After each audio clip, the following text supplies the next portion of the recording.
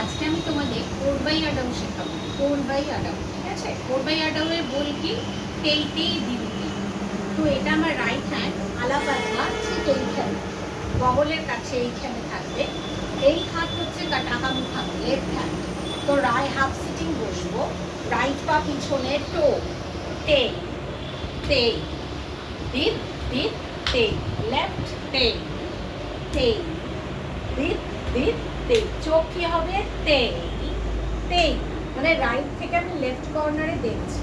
তে তে, দিদ দিদ তে, লেফট থেকে তে তে, দিদ দিদ তে। হাত প্লেস করবো এরম ভাবে, কখনো হাত মুভমেন্ট হবে না। তেই তেই হাত প্লেস দিদিতে।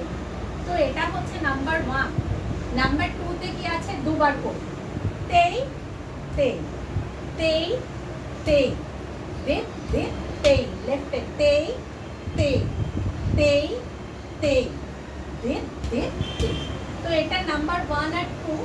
3টা একটু শক্ত, ওটা পরে ভিডিওতে দেব। এইটুকু তোমরা প্র্যাকটিস